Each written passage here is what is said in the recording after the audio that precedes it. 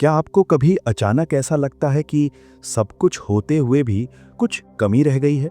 क्या आप दिन भर मेहनत करते हैं, फिर भी परिणाम वही के वही रहते हैं?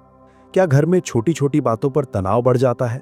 क्या मन बिना वजह बेचैन रहता है और दिल के किसी कोने में एक अनजाना डर बैठा रहता है?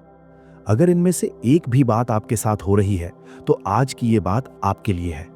क्योंकि आज मैं आपको एक ऐसा सरल लेकिन बेहद गहरा उपाय बताने वाला हूं जो सुनने में साधारण लगेगा, पर असर आपकी सोच से कहीं आगे जा सकता है।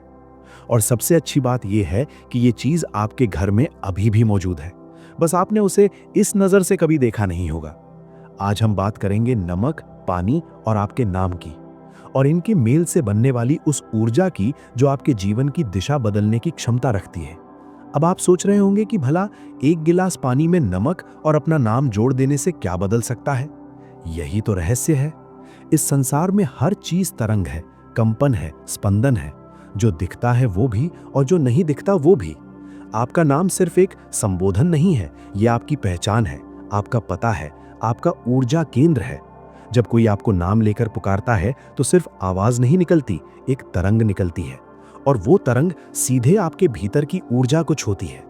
यही कारण है कि किसी के मुंह से अपना नाम सुनते ही कभी आपको अच्छा लगता है और कभी मन भारी हो जाता है। आज मैं जो विधि बताऊंगा वो इसी ऊर्जा को शुद्ध करने की एक प्रक्रिया है, और अगर आपने इसे श्रद्धा और समझ के साथ कर लिया तो आपको भीतर से एक हल्कापन, एक शांति और बाहरी जीवन में भी बदलाव साफ महसूस होंगे। इसलिए अंत तक ध्यान से सुनिए, क्योंकि बीच में छोड़ा तो ये सिर्फ कहानी लगेगी, लेकिन पूरा समझा तो ये अनुभव बन सकता है। अब जरा एक बात पर ध्यान दीजिए। सृष्टि की शुरुआत ध्वनि से मानी गई है। ओम की ध्वनि का अर्थ सिर्फ उच्चारण नहीं, बल्कि वो मूल कंपन है जिससे विस्तार हुआ। ध्वनि से शब्द और शब्द से नाम बनता है। हमारे यहाँ नाम को कभी साधारण पहचान नहीं माना गया। नाम एक जीवंत मंत्र की तरह है, एक बीज की तरह जो आपके जीवन के वृक्ष की जड़ में बैठा है। इसीलिए नामकरण केवल रस्म नहीं रहा, वो एक संस्कार रहा। ज्योतिष में जन्म तिथि, समय और स्थान के आधार पर कुंडली बनती है, नक्षत्र की गणना होती है और फिर एक अक्षर निकलता है। उसी अक्षर से नाम रखने की सलाह दी जाती है, क्योंकि माना जाता है कि वो अक्षर उस आत्मा की तरंग से मेल खाता है और उस व्यक्ति के लिए अनुकूल ऊर्जा का द्वार खोलता है। यानी नाम ऐसा कवच बन जाता है जो जीवन भर साथ चलता है। लेकिन अब सोचिए, जीवन में हम कितने लोगों से मिलते हैं, कितनी बातें सुनते हैं, कितनी नजरों में पड़ती हैं, कितनी ईर्ष्या, कितनी तुलना, कितने ताने, कितनी नकारात्मक टिप्पणियां। ये सब सीधे आपके भीतर नहीं जाते, पहले आपके ऊर्जा क्षेत्र को छूती हैं, और आपके ऊर्जा क्षेत्र तक पहुंचने का सबसे आसान रास्ता आपका नाम बन जाता है। क्योंकि नाम आपकी पहचान का सबसे सक्रिय हिस्सा है। आपने खुद महसूस किया होगा, किसी व्यक्ति से मिलकर अचानक सिर भारी हो जाता है, मन खिन्न हो जाता है, बिना कारण घबराहट होने लगती है। ये केवल मन का भ्रम नहीं, कई बार ये ऊर्जा का आदान प्रदान होता है। किसी के भीतर जमा नकारात्मकता आपके आभा मंडल से टकराती है, और अगर आपका आभा मंडल कमजोर हो तो वो भीतर तक असर कर जाती है। और यहाँ एक और सच है, सिर्फ बाहर की नकारात्मकता नहीं, हमारी अपनी सोच भी हमारे नाम की ऊर्जा को प्रभावित करती है। लगातार चिंता, लगातार डर, लगातार क्रोध, लगातार शिकायत, ये सब आपके नाम के स्पंदन को धीमा करता जाता है। और जब नाम की तरंग ही भारी हो जाए तो जीवन में हल्की और शुभ चीजें आकर्षित कैसे होंगी? यही कारण है कि कई लोग पूजा पाठ भी करते हैं, पर भीतर का बोझ कम नहीं होता, क्योंकि उन्होंने मूल स्तर पर अपनी ऊर्जा की सफाई नहीं की। समय के साथ आपके नाम पर जैसे अदृश्य धूड़ जम जाती है, दिखाई नहीं देती, पर असर हर जगह दिखता है। रिश्ते बिगड़ने लगते हैं, काम अटकने लगते हैं, स्वास्थ्य ढीला पड़ने लगता है, अवसर पास आकर दूर हो जाते हैं। ऐसा लगता है जैसे भाग्य पर किसी ने ब्रेक लगा दिया हो। अब कल्पना कीजिए, आपका नाम एक चमकता हुआ हीरा है। शुरुआत में साफ था, तेज था, लेकिन वक्त की धूल, लोगों की नजर और आपकी चिंताओं का धुआं उस चमक पर परत चढ़ा देता है। हमें उस परत को हटाना है, और यही काम करता है नमक। अब नमक को हम सिर्फ स्वाद बढ़ाने वाली चीज समझते हैं, लेकिन परंपरा में नमक को शुद्धिकरण का सबसे शक्तिशाली साधन माना गया है। इसकी सबसे बड़ी विशेषता है सोखने की क्षमता। नमक नमी सोखता है, ये तो आप जानते हैं, लेकिन नमक केवल भौतिक नमी नहीं सोखता, वो वातावरण की भारी ऊर्जा भी सोख सकता है। इसी कारण घर में पोंछा लगाते समय कई लोग पानी में थोड़ा समुद्री नमक डालते हैं, क्योंकि इससे केवल सफाई नहीं होती, माहौल हल्का होता है। कोनों में जमी भारीपन वाली ऊर्जा भी कम होती है। नजर उतारने में भी नमक का उपयोग होता है। सिर से पांव तक घुमाकर नमक को पानी में बहा देना या आग में डाल देना, इसके पीछे तर्क यही है कि नमक उस चिपकी हुई नकारात्मकता को अपने भीतर खींच लेता है, और जब नमक को नष्ट किया जाता है तो वो ऊर्जा भी टूट जाती है। समुद्री नमक को अधिक प्रभावी इसलिए माना जाता है क्योंकि वो समुद्र की विशालता से जुड़ा है। समुद्र सब कुछ अपने भीतर लेकर भी अपनी मर्यादा में रहता है। उसमें अमृत भी है, विष भी, और नमक उसी समुद्र का अंश है जिसमें शोषण और शुद्धि की गहरी क्षमता है। पुराने समय में घर के मुख्य द्वार के पास नमक रखने की परंपरा भी रही, ताकि बाहरी भारी ऊर्जा भीतर प्रवेश न कर सके। अब तीसरा तत्व है जल। पानी सिर्फ प्यास बुझाने का साधन नहीं, ये ऊर्जा का वाहक है। धर्म में जल को देवतुल्य माना गया है। बिना जल के कोई अनुष्ठान पूरा नहीं होता। अभिषेक, आचमन, शुद्धि सब जल से होता है। और जल की एक विशेषता बहुत अद्भुत मानी जाती है, उसकी स्मरण शक्ति। यानी वो जिस वातावरण से गुजरता है, जिन शब्दों के पास रहता है, जिन भावनाओं के संपर्क में आता है, उनकी छाप अपने भीतर धारण कर लेता है। इसी कारण मंत्र जप के समय जल रखा जाता है, और फिर वो साधारण जल नहीं रहता, अभिमंत्रित जल बन जाता है। जब आप उसे ग्रहण करते हैं तो वो केवल शरीर नहीं, मन पर भी काम करता है। अब इन तीनों को जोड़िए। आपका नाम जो आपकी ऊर्जा का केंद्र है, नमक जो नकारात्मकता का शोषक है, और जल जो उस पूरी प्रक्रिया का माध्यम है। जब आप कागज पर अपना नाम लिखते हैं तो आप अपनी चेतना का एक हिस्सा उस कागज पर केंद्रित कर देते हैं। वो कागज उस क्षण आपका प्रतिनिधि बन जाता है। फिर जब वो नाम नमक वाले जल में जाता है तो एक तरह की ऊर्जा क्रिया शुरू होती है। नमक सक्रिय चुंबक बन जाता है और उसे दिशा मिलती है आपके नाम से। वो आपके नाम से जुड़ी तरंगों में जहां जहां भारीपन है, जहां जहां नजर है, जहां जहां रुकावट की ऊर्जा है, उसे खींचने लगता है, और जल उस सबको अपने भीतर धारण कर लेता है। यानी वो पानी धीरे धीरे आपके जीवन की नकारात्मकता का पात्र बन जाता है। ये उसी तरह का विसर्जन है जैसे पूजा के बाद सामग्री का विसर्जन किया जाता है। फर्क बस इतना है कि यहाँ आप अपने नाम से जुड़ी बाधाओं का विसर्जन कर रहे हैं, और जब वो आपसे अलग होती हैं तो आपका आभा मंडल हल्का होता है और जीवन में प्रवाह लौटने लगता है। अब मैं आपको विधि बताता हूँ, लेकिन एक बात याद रखिए, किसी भी उपाय का सबसे बड़ा आधार आपकी भावना और आपका विश्वास है।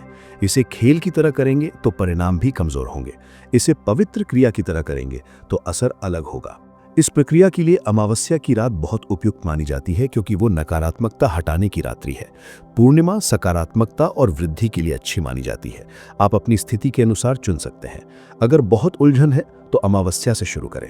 अब सामग्री ध्यान से सुनिए। एक कांच का गिलास या कांच की कटोरी। कांच इसलिए क्योंकि इसे ऊर्जा के लिए अपेक्षाकृत शुद्ध माध्यम माना जाता है। प्लास्टिक से बचें। दूसरा, समुद्री नमक। खड़ा नमक मिले तो बेहतर, सामान्य समुद्री नमक भी चल जाएगा। सेंधा नमक यहाँ उपयोग नहीं करना है। तीसरा, साफ जल, और अगर संभव हो तो गंगा जल की कुछ बूंदें मिला सकते हैं। चौथा, बिना लाइन का सादा कागज। और पांचवा, लाल स्याही वाला पेन। लाल रंग ऊर्जा और इच्छा शक्ति का प्रतीक माना जाता है। अब विधि। रात में जब आप मुक्त हों, स्नान करके स्वच्छ वस्त्र पहन ले, एक शांत जगह बैठें जहां कोई बाधा ना हो। मुख पूर्व की ओर रखें, सामने कांच का गिलास रखें, उसमें आधा गिलास पानी भरें। कुछ क्षण आंख बंद करके अपने इष्ट देव, कुल देवता और पूर्वजों का स्मरण करें, और मन ही मन प्रार्थना करें कि ये प्रक्रिया शुद्ध और सफल हो। अब दाहिने हाथ में थोड़ा समुद्री नमक लें। नमक को देखते हुए अपनी परेशानियों का भार मन में लाएं और कहें, मेरे जीवन की जो भी बाधाएं हैं, जो भी आर्थिक तनाव है, जो भी कर्ज है, जो भी बीमारी है, जो भी घर का कलह है, काम में जो रुकावटें हैं, और किसी की भी बुरी नज़र या ईर्ष्या का प्रभाव है, वो सब इस नमक में समा जाए। ऐसा महसूस करें कि भारीपन आपके भीतर से निकलकर नमक में उतर रहा है। जब भावना गहरी हो जाए तब उस नमक को पानी में डाल दें। अब लाल पेन से कागज पर अपना पूरा नाम साफ अक्षरों में लिखें, वही नाम जो आपका वास्तविक और प्रचलित नाम है। लिखते समय ये भाव रखें कि ये नाम आप हैं, आपकी पहचान, आपकी सांसों की तरह। अब उस कागज को दोनों हाथों में पकड़ें, आंखों के सामने रखें और अपने नाम से बात करें।